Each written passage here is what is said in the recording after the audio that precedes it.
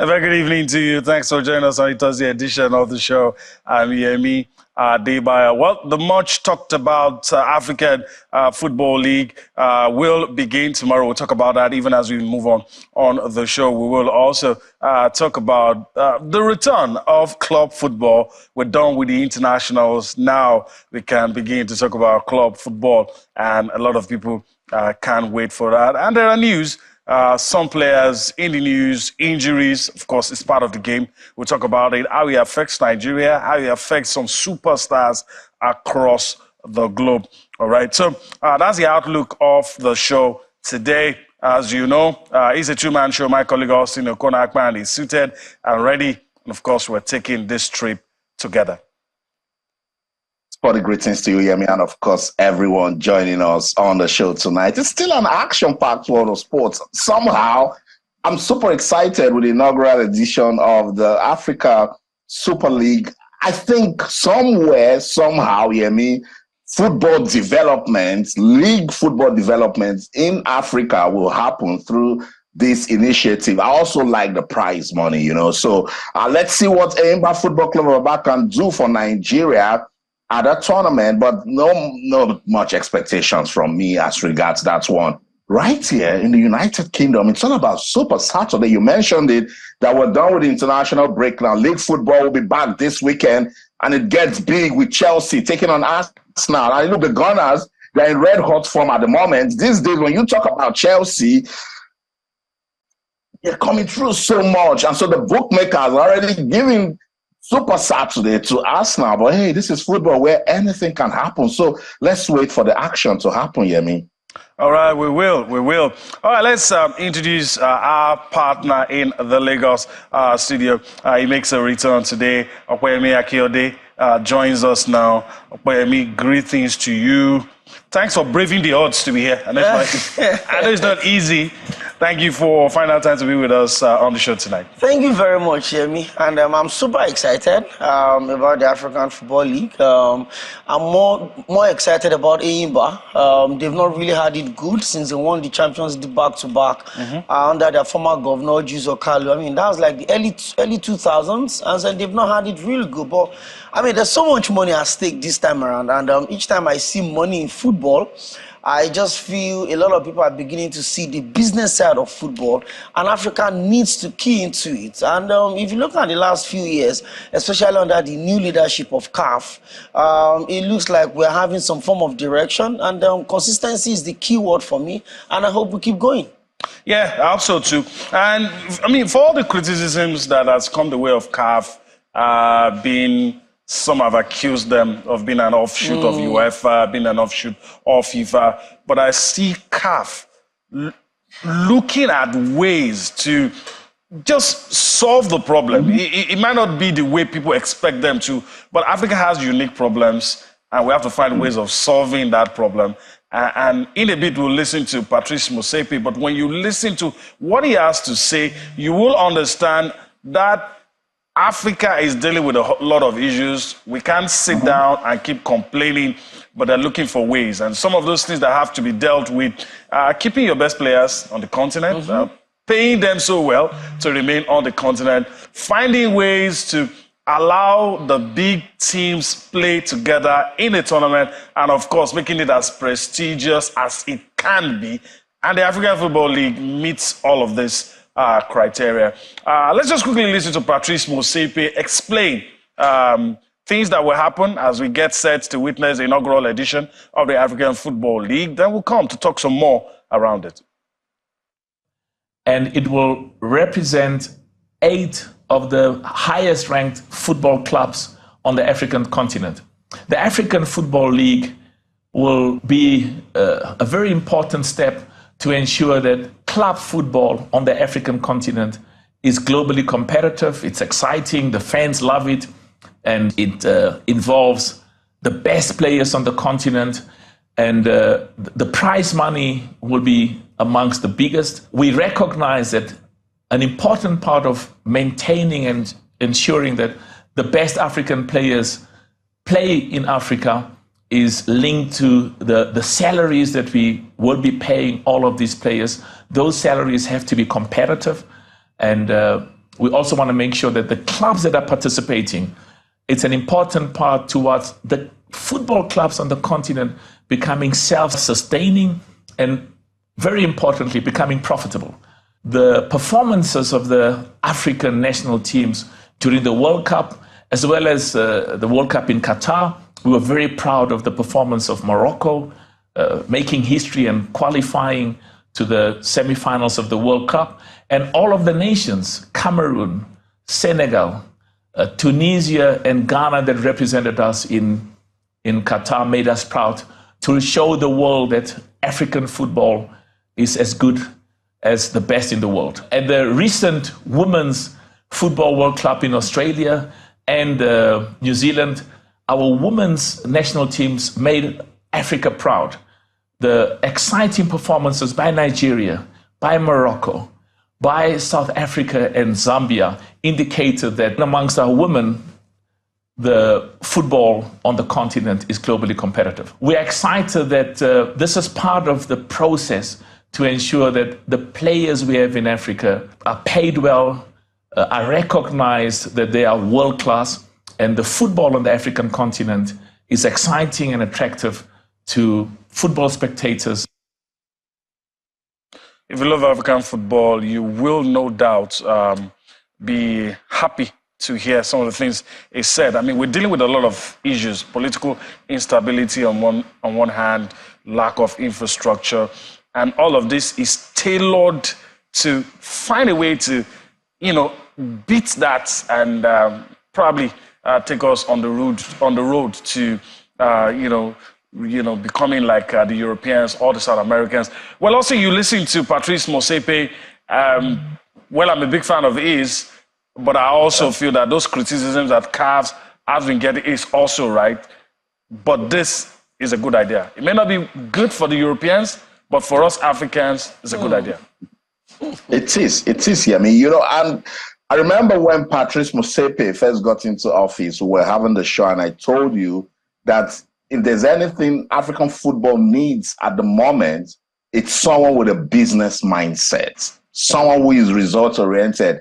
Yemi and Opeyemi, each time monitor the body language or movement or passion of Patrice Motsepe anytime he's talking about the business side of football. You can tell that he's pumped up because that's his area. He's a businessman, so he wants to see that level of business activity. He wants to see profit for African football. No wonder he had to stand up to do that commentary, and he did it so well. He listed important metrics that we cannot ignore for the development of football in Africa. He started by mentioning some of the things that Nigeria and other representatives at the Women's World Cup did that we cannot ignore. You need to do more to sustain the momentum. He talked about what Africa also did at the World Cup in Qatar. You cannot ignore it. This is what I'm always talking about. You must keep your fire burning. And that's what he wants to do. The best 8 teams in Africa coming to compete, it goes beyond the prize money. The African Football League would become a good yardstick for top teams in Africa to keep their quality going. Fans will get to come out to watch football. That's money-making avenue. It's going to be on television. They're going to have rights here and there, commercialization. We're going to have reasons now to talk about Aimba, to talk about Casablanca, to talk about the big teams in Africa. And that's what Patrice Motsepe is trying to say to us, that, look, these things cannot be in Africa where they know that there's a market and we are not just jumping on it. So I just hope that they get the right environment to keep this sort of initiative going. I remember how the European Super League died, a sudden death because the people didn't see quality in it for the owners of football, which are the fans. But Motsepe is trying all he can to tell people now that, look, it goes beyond you just saying you're a football fan. These are things we need to do to develop football in Africa. And Yemi, I love it so much. I know Opeyemi Akinode wants to jump into it. I also know that I have criticized the Confederation of African Football a number of times, and I see all executive members of CAF. The first question I ask them is, why is CAF Gianni Infantino's puppets. I have asked more than 7 executives from CAF, and they keep saying no. It's because Gianni Infantino loves African football, so they have to bring him close for the good of African football. Let's listen to Gianni Infantino. He's also commenting on the African Football League. Dear clubs, fans, and friends, for a long time, Africa has contributed a tremendous amount to football through its talented players. But the passion of its fans has also lit up the beautiful game. We certainly saw that from the Morocco supporters at the FIFA World Cup in Qatar last year, as their team really gave them something to shout about. Of course, it's not only African men doing the continent proud, with Africa's 4 teams at the FIFA Women's World Cup last month also putting in historic performances. At FIFA, it is our mission to make football truly global.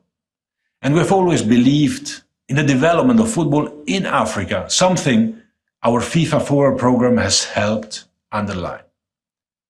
This competition is a great and effective way of taking African football to the next level.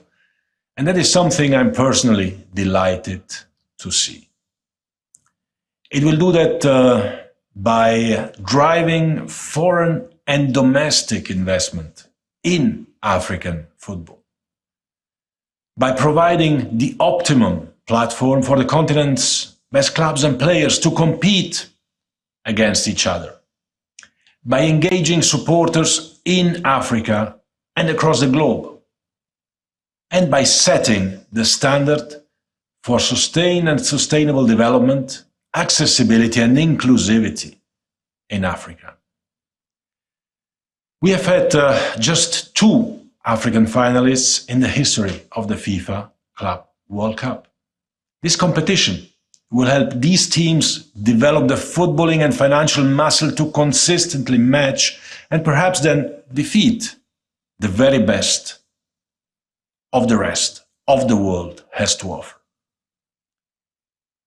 FIFA has been supporting CAF and the African Football League, the AFL, by sharing its wealth of organizational and logistical expertise. And I'm proud to say that CAF and the AFL have done a wonderful job in what they have put in place so far to bring this competition to life. While this first edition will certainly be fantastic, I'm already looking forward to the future and the opportunities of the next edition, which will be expanded to feature 24 teams representing over 16 different countries. More clubs means more stadiums, more host cities, and more fans watching more exciting matches, fueling the development of African football with their fantastic passion for the game. This competition is a world first. I love it. I love everything Gianni Infantino talked about as regards the African Football League. Opeyemi Akinode, I was listening to the FIFA president and I'm trying to find one wrong thing he said, just one. Did you find any? Well, I'm going to actually step back a bit to Patrice Motsepe, and I think since his leadership of CAF, just like Austin said, the business side of it had grown. He's one of the most successful men in South Africa. He's got, a football club that has enjoyed tremendous success both domestically and at the continent. And it shows that when you put the right people at the right place, it's only one way, the right results. And if you look at Gianni Infantino, since he became CAF FIFA president, he's visited Africa like 1 million times. It literally just shows in, and we don't even know when he's coming in or coming out. I think the biggest part of what he said is the fact that the fans would have something to be excited about. Sure. He also talked about the fact that at this point, it's going to boost the performance of African teams at the continent. That's at the FIFA World Cup. I think since the 2010 World Cup in South Africa, African football generally had gotten to that point where we can measure our growth consistently. Even though sometimes you think some of this growth is one-sided, maybe to one part of the continent, you look at the northern African countries, for instance, the Moroccos of this world, the Egypt, the Tunisia, it looks like they're in a world of their own. If you look at South Africa also, I think the Southern African regions generally, the countries within that, they've also been doing well. So I think it's a marriage that is working perfectly well. Gone are those days where, African CAF looks like the dumping ground of any policy that fails in other continents. We're holding our own, and I'm really excited about the body language of both the CAF president and the FIFA president. We work together and we take African football to the next level. Yeah, it's very interesting. I also talked about it earlier. Let's quickly run through this before we go on a break. The fixtures and, of course, the prize money. And also one of the things that this will do for Africa is that we're going to start having stars, recognizable faces. Let me just quickly reel through the fixtures. It starts tomorrow, like we said. So on Friday, Simba will take on Halali. Then on Saturday, Petro de Luanda will take on Mamelodi Sundowns. That's on Saturday, October 21st. The opening game will be tomorrow, Friday, October 20th. Let's flip to Sunday. That's where our hearts will be, hearts and minds. Eibar International, the Aba Elephants, will be up against Wydad Casablanca. TP Mazembe will be up against Esperance of Tunis. It feels good. Whatever rankings that CAF used to put Eyimba in this bracket, it means that all the things they've achieved in the past has not been forgotten. Prize money. This is what makes it huge. $4 million for the winner, $3 million for the runner-up. And if you're able to get to the semi-final, $1,700,000 for each of the two semi-finalists. You get to the quarterfinal stage, $1 million prize money for each of the quarter finalists. Interesting times to be in Africa. And Okwemi, let me just ask you this quickly before I yield back to Austin. The benefit is enormous. It appears like some people have accused, we keep going back to that CAF being a vassal of FIFA, they're supposed to be independent. But you see from some of the things happening that it looks like they're on the same page and they have the same vision for Africa. If we continue in this direction, it will get to a point where we can keep our best players on the continent. Well, when people say CAF is a puppet association of FIFA, I always wonder. Every continent is subjected to FIFA, regardless of how big you think you are. Whether you're Europe, you're South America, you're still subjected to FIFA. You're a member association under FIFA. So, irrespective of how you look at it, and if you look at it on that balance, it looks like Africa is a little way back, or we used to be way further than every other person. So, if you try to match up, hold on to the hem of the garment of FIFA. You know what? Don't just leave us behind. Pull us together the way you're putting the other continent. It's a good thing. It's a good deal for us. Again, I think we'll not just gain in terms of keeping the best of our talent at the continent. We'll also make sure that some of these clubs that don't have enough money to manage our resources. Imagine if anyone wins the inaugural edition of the African Football League, $4 million. Yeah, that's a whole lot of money. Imagine what that's going to do to the welfare of every player in Eyimba. Imagine what's that going to do to them, to their recruitment process, their academy, their feeder teams, their female teams. It's a whole lot of process. And whether we like it or not, the essence of all of these things is money. And there's a lot of it for grabs. And I trust Eyimba. I trust every of that club into TP Mazembe, Al Ali, Wydad Casablanca. Everybody is going to want to go for the big deal. Yeah. And that's the field where the big boys play. Yeah, that's true. But let me throw this to Austin. The fears in some quarters, and I think Patrice Motsepe addressed that, the fears in some quarters is that the players have to be rewarded for their effort. The players have to get what is due, what is theirs.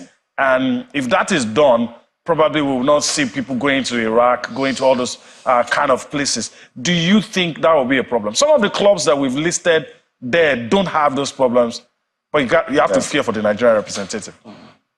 I know, Yemi, but then again, if you take a look at this African Football League, I think it's a win-win for every player that will feature at this competition. For now, we've got 8 top teams in Africa, champions from their respective leagues. Patrice Motsepe mentioned that it can grow up to 24. So it simply means that players from Eimba can actually now be seen by Wydad Casablanca. They will be seen by Al Ahly. They will be seen by Luanda. They will be seen by Mamelodi Sundown. We know that the problem in most cases in Africa is structure. We don't have the structure in place to keep productive and quality football going, particularly as regards players' welfare. But do you hear about that in Egypt, Morocco, Tunisia, Algeria, South Africa? So to an extent, even Simba of Tanzania, DRC Congo, TP Mazembe, you don't hear about that because they put structures in place to make football business and they are making money. So this is a good opportunity for players to showcase themselves and don't think about Europe all the time, but go for the big teams in Africa. I think we should leave it there. Sports Tonight on Channels Television. Let's go on this quick break. Now, when we come back, Saudi Arabia, they want to host the World Cup in 2034. And they do it. How will they do it? We'll find out. Don't go anywhere. Stay.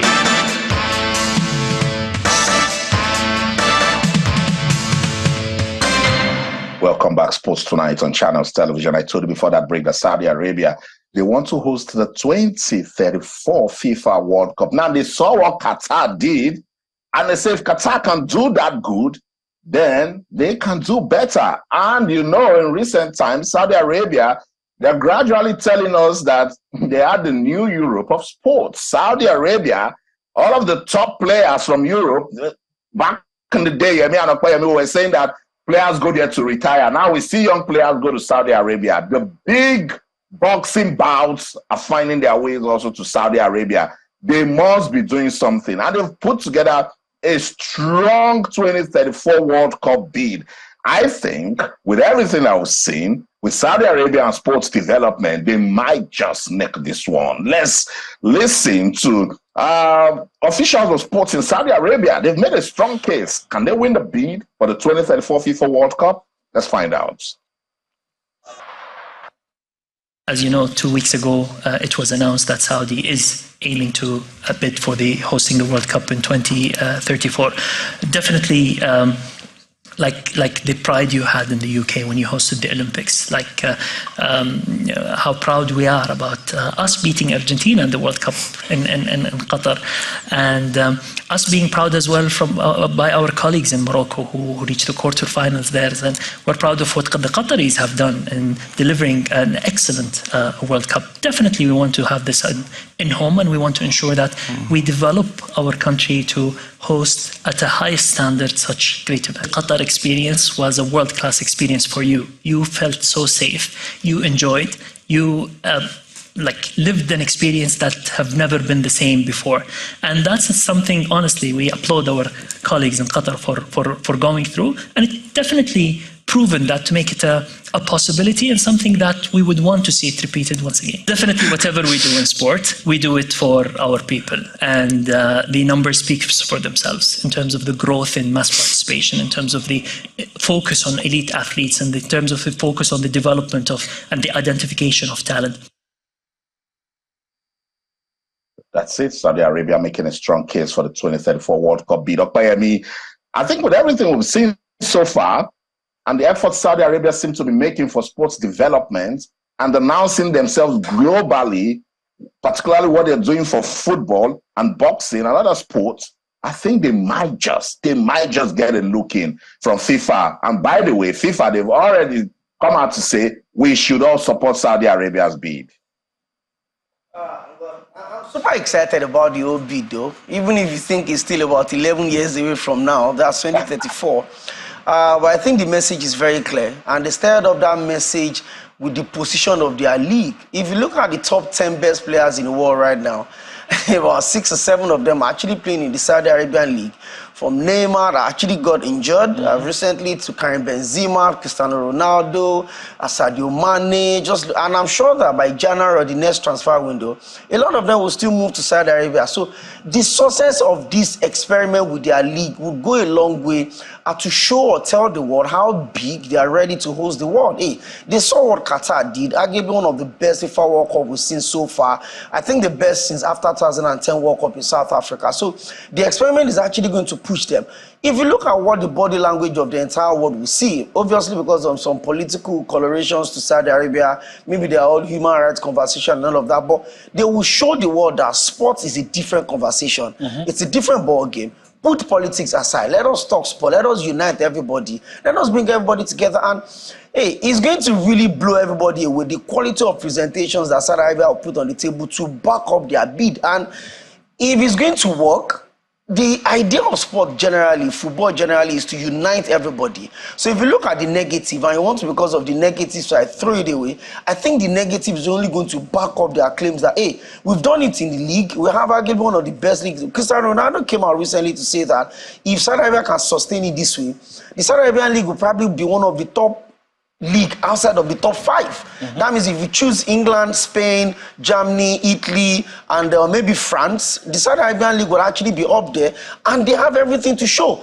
Beyond the huge amount of money they are paying the players, they've got structures, they've got sold out stadiums. So I think for me, it's a bid that will grow, and the next couple of months, depending on how Saudi Arabia push their cause, they just may be lucky to get the 2034 hosting right. No, I think it's way beyond that. I mean, you're just looking at Oceania and Asia. FIFA is already telling the whole of Asia Confederation to back Saudi Arabia. So if you look at Oceania, who is, I mean, the biggest in that region would have been Australia. Australia now is with Asia. So you look at those countries.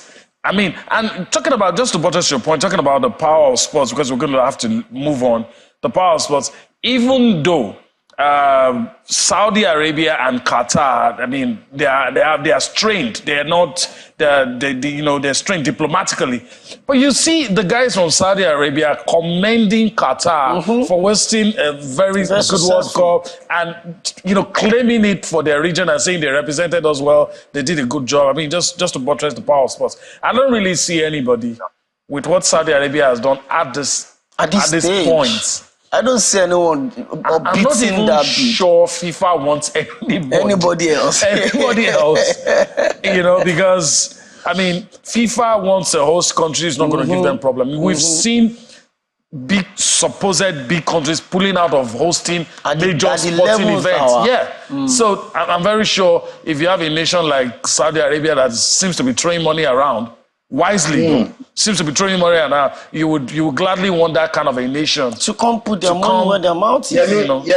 Yemi, now that you've talked about Saudi Arabia throwing money around, let us warn our African brothers in CAF.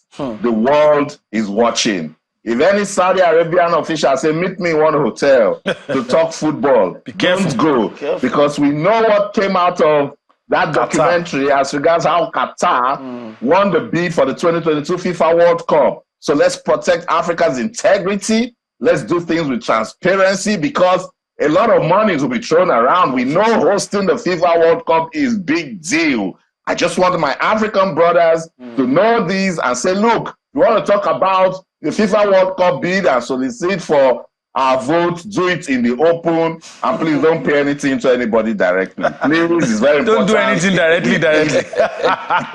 It's very important we keep our integrity, but trust me, it won't get to that point. It's not going to get to that point. It's not going to be a close fight. It's not going to be a close fight. I think we should just wait for the official confirmation whenever that's going to be done. But I'm very sure. Just the same way a lot of the other countries step down from Morocco. You're likely going to see that with this one. All right, let's go to Austin's backyard now, the English Premier League. And of course, he talked about it, the one that everybody is talking about, Chelsea-Arsenal. And if you're a football fan, it's a game you would love to see, irrespective of what is happening with the two teams currently. So what we've decided to do is to just show you a lot of stats, like the last 5 matches played by both teams, look at the head-to-head as well. Then we'll try to do an analysis of may likely happen. All right, so let's start with the last matches between those two teams. I mean, I don't like admitting it. I'm not supposed. I'm an Arsenal fan, and this team has caused Arsenal fans a lot of pain in times past, and they've started recovering with the evidence of the results. Arsenal, on the 2nd of May, Arsenal beat Chelsea 3-1. In 2002, Arsenal also beat Chelsea by a lone goal. Then you go back to the 24th of July, Arsenal hammered Chelsea by 4 goals. Now we flip it. This is just 3. We look at the last 3 games. Of course, Arsenal also beat Chelsea 4-2 in one of those matches, and in the other one, Arsenal lost. This head-to-head record, we're looking at the biggest aggregate wins, the wins with very big margins. Then you have Chelsea losing 5-3 to Arsenal in 2011. You also have Chelsea hammering. This was when Jose Mourinho was in charge. You remember the infamous statement where he called Arsene Wenger the specialist in failure. It was around this time, all right? So these are some of the huge margin victories involving these teams, all right? So there you have it. Let's also see if we quickly show to our viewers the last 5, just to show you the form that both teams are in. Last 5 matches for Chelsea, of course, they defeated Burnley 4-1, defeated Fulham 2-0, defeated Brighton in the Carabao Cup 1-0. Chelsea lost to Aston Villa by a lone goal, and they played a goalless draw with Bournemouth. Let's check out for the Gunners the last 5 matches. Arsenal defeated Manchester City by a lone goal. They lost in the Champions League to Lens. Of course, they defeated Bournemouth 4 goals. They had a 1-0 victory over Brentford in the Carabao Cup. And of course, they were held to a 2-2 draw by, of course, not London rivals, Tottenham, in that one. But before we yield to us, let's just quickly talk about this, if you can. We've shown our viewers the setting as we go into that big game. When rivals play, form is thrown out of the window. They know each other so well. But what do you think will happen? Who has the edge between these two teams? It's a big call. Don't forget, it's derby also. Both of them are London-based sides. And I think it's 2017 or thereabouts, or 2018, that Chelsea last beat Arsenal at the Stamford Bridge. Arsenal have always had that edge when they move away. In fact, a friend of mine used to make a joke that even if Arsenal have 1,000 problems, that beating Chelsea is not part of those problems. But it's always tricky when you come back from international break. You don't even know the forms your players are. You don't know how they're strong mentally, physically, in terms of their fitness, in terms of settling in, trying to... Unfortunately for Chelsea, I think the international break came in at a very wrong time. Chelsea have really had it rough at the start of the season, but just when they are starting to build some form of synergy, consistency, 3 wins, the international break just came back. But, I mean, like I said, it could be very tricky. For neutrals, you would enjoy yourself. You can be rest assured that there's going to be some really big moment. But in games like this, some key moments are always very, very decisive. Maybe referee decision, maybe the smartness or the indecision of the managers, maybe some really close calls. But for me, I just want to have a good time on Saturday watching it. It's going to be a game that will most likely give you a lot of goals. But Chelsea, again, in the last 3 games, they've not really scored enough until their immediate last one, where they won by 4 goals to 1. Okay, let me throw this in quickly. Squad depth and injuries. Who will have the advantage if you consider those two factors? I think it's Arsenal. It's just like saying that you want to put a combined starting 11 of both teams. You probably will just look at the goalkeeping department. Who is it going to be, Sanchez or Raya? You look at the defense line, Saliba, Gabriel, two of the best central defense in the world football right now. You look at the wing backs. You look at all of these things. The midfield, is it going to be Enzo? Is it going to be Martin Odegaard? Is it going to be Declan Rice? You look at the attack. Is it going to be Raheem Sterling? Is it going to be Martinelli, Bukayo Saka? Is going to come back for Arsenal? He didn't play their last 2 games. He didn't play for England, international break also. When they come back, I think the next couple of days will decide where all of this will swing to, if you're able to monitor the progress of both teams. But in terms of squad depth, I think it's certainly going to be Arsenal. All right.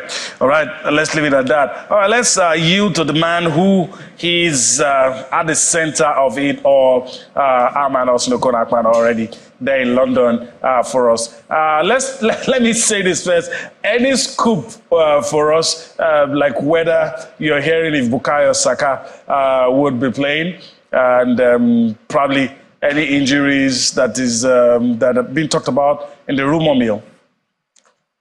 Yeah, my source told me yesterday that Mikel Arteta and the Arsenal medical team, they are really assessing Bukayo Saka. They really want him to play that one because Saka's role will be pivotal in beating Chelsea, because he does all of those unexpected runs by the side and can cause, damage and find a way to get that telepathy with the captain of the side or the guard for them to, get those goals. But it's time for Arsenal to start looking beyond a young Saka. The guy is tired. He has featured in almost all the games for Arsenal, I think, in the last 3 seasons. And so if you don't take it easy and find a way to build your game around your team, just so when one person is missing, they can still go out there to play, then it will really, really be dangerous for the Gunners. But yes, when they have the complement of the full squad, then Mikel Arteta can execute those tactics, those strategies. And I think in the last two, 3 seasons, they know how to beat Chelsea, particularly at Stamford Bridge. So this shouldn't be a problem. It's just that taking a look at their last 5 matches, they both cancelled each other. 3 wins, 1 draw, and a loss. But if you take a look at it on current form, you might just want to give it to Chelsea. I think it's the first time since March this year, that they are winning 3 consecutive matches. So they're beginning to gather some level of momentum. Whatever Poch is doing with that team, it's paying off. Going to Burnley to score 4 goals is a good one for them because they've not been getting the goals that much.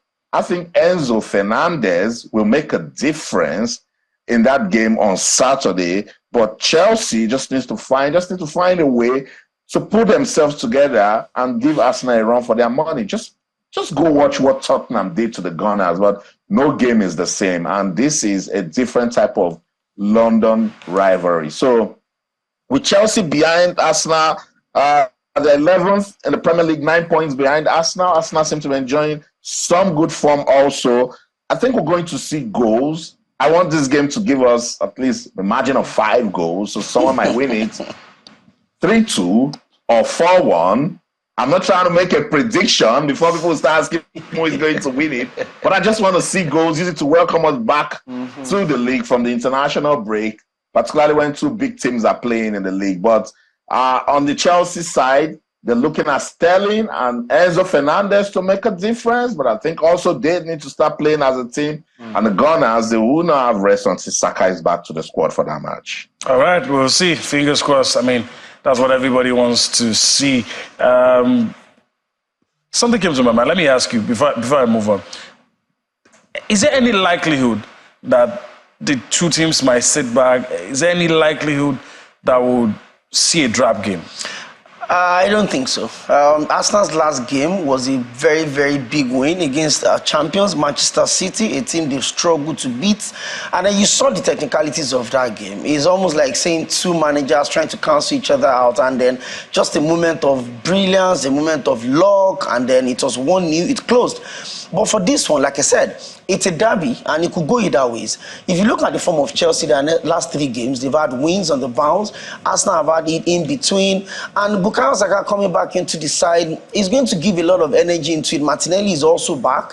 He played their last game against Manchester City, came in, although he also got the goal for them. I don't think either of the teams will sit back. I think Mauricio Pochettino will certainly feel like, you know what, before the international break, we're building some form of momentum. Let's get it going. And there's no other way to announce your season than to get a very good victory against your City rival. I mean, that's going to be. All right. Okay, so let's see.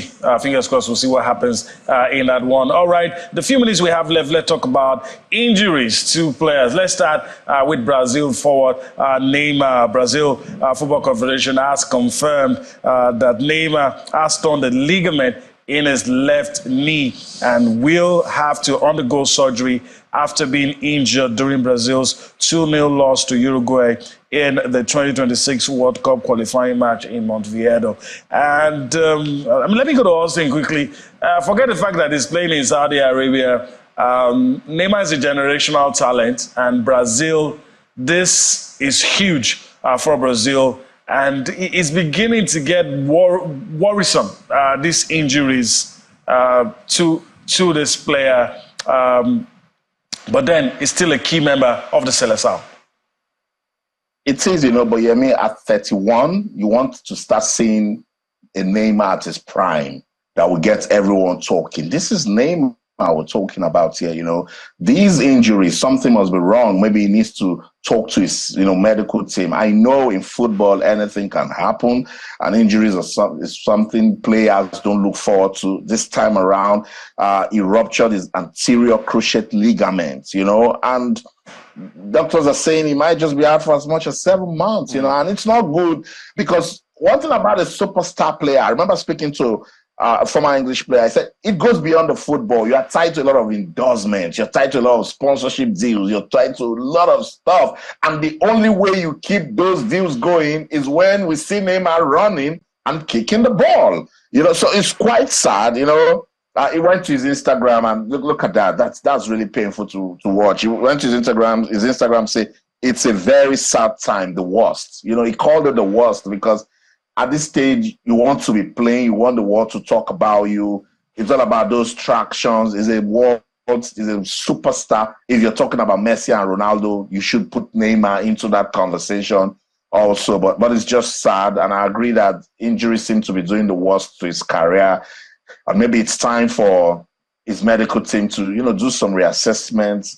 Tell him there must just be something he needs to do so that from now till he gets to 35, we can see beautiful football from Neymar and just talk about Neymar and playing good football only. All right.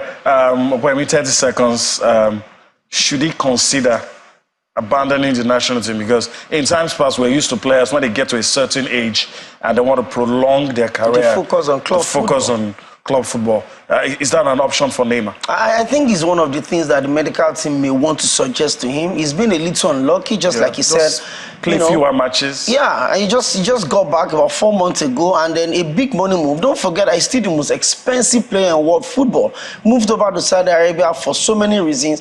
Neymar is the poster boy of world football, not just Brazilian football anymore. So I don't know. Maybe he's got to focus on the club football, move away, because there's a lot of responsibility on him when he plays for Brazil. And sometimes he gets all of those heavy kicks. Right. And let me pause here. Our last part of call, we're out of time. Samuel Chukwueze is injured, probably going to be a month or two. I mean, how crucial is this young man for the Super Eagles? And, putting in the context of the Nations Cup, how does that news hit you? It's really bad. We need all of our best players. He's not fully settled in AC Milan, where he moved from Villarreal. And then you want him to get those consistent run of games, especially in the Champions League. Unfortunately, he's out. The same thing with Victor Osimhen, which is quite really bad. All right. Okay. I think that's a good place to leave it. Austin, well, we had fun, but we got to go. We got to go. And it's always a delight talking sports with our viewers from all over the world. That's the show in London. I'm Austin Okonakpan. In everything you do, remember, let's keep talking sports. Bye for now.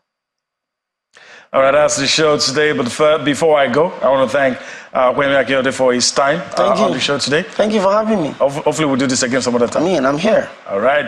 That's the show. We do hope you've enjoyed everything we've been able to bring to you. We'll be back again tomorrow. I'm Yemi Adebayo. Bye-bye now.